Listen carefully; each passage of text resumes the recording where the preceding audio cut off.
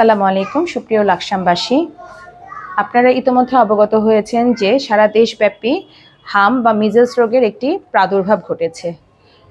সারা বাংলাদেশের মতো লাকসামেও হাম রোগের রোগী বর্তমানে পাওয়া যাচ্ছে। গত 48 ঘন্টায় মোট 3 জন সন্দেহভাজন বাচ্চাকে হাম রোগের উপসর্গ নিয়ে নমুনা সংগ্রহ করে আমাদের প্রধান ল্যাবরেটরি IEDCR এবং ICTTRBতে নমুনা পাঠানো হয়েছে। আজকেও লাকসাম উপজেলা স্বাস্থ্য কমপ্লেক্সে 2টি সন্দেহভাজন হাম রোগের উপসর্গসহ শিশু পাওয়া গিয়েছে। এমতাবস্থায় আমরা সকলেই আসলে অত্যন্ত উদ্বিগ্নের সাথে লক্ষ্য করছি যে আমাদের শিশুদের মধ্যে হামের সংক্রমণ হয়েছে।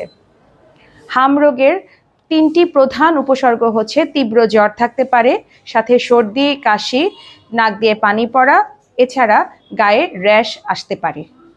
সাধারণত বাচ্চাদের ক্ষেত্রে জ্বরটি প্রথমে শুরু হয় এবং 3 থেকে 4 দিন পরে র্যাশের প্রাদুর্ভাব হয়।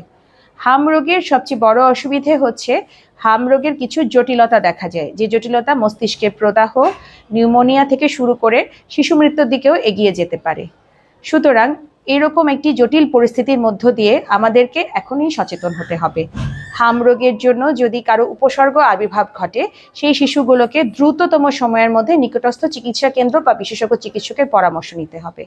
এর পাশাপাশি যেসব শিশু এখন পর্যন্ত হাম রোগের ভ্যাকসিন সম্পূর্ণ করেননি, অর্থাৎ 15 মাসে এবং 9 মাসে যে MR ভ্যাকসিনটি দেওয়া হয় সেটি দেননি, সেটি নেওয়ার জন্য সবাইকে অনুরোধ জানানো হচ্ছে। যেসব শিশুর বয়স 9 মাসের চেয়ে কম, সেসব শিশুদের যদি এরকম তীব্র জ্বর, নাক দিয়ে পানি পড়া, কাশি এই ধরনের উপসর্গগুলো থাকে, তাহলে দ্রুততম সময়ের মধ্যে বিশেষজ্ঞ চিকিৎসকের কাছে যোগাযোগ করার জন্য বলা হলো। হাম রোগের জন্য উপজেলা স্বাস্থ্য কমপ্লেক্স লাকসামে একটি নির্ধারিত নমুনা সংগ্রহ কক্ষ তৈরি করা হয়েছে। এর পাশাপাশি যদি কোনো রোগী হাম রোগের সম্ভাব্য উপসর্গ সহ আক্রান্ত হন, তাহলে উপজেলা স্বাস্থ্য কমপ্লেক্স লাকসামের শিশু বিশেষজ্ঞ চিকিৎসকদের কাছে যোগাযোগ করার জন্য বিনীত অনুরোধ জানানো হলো।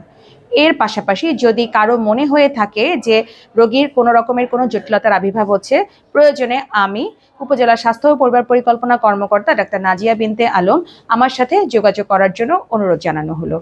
এই বক্তব্যের শেষে আমার মোবাইল নাম্বারটি দিয়ে দেওয়া হবে, আপনারা যে কোনো সময় যে কোনো প্রয়োজনে এই সংক্রান্ত বিষয়ে আমার সাথে যোগাযোগ করতে পারবেন। আপনারা সবাই ভালো থাকবেন।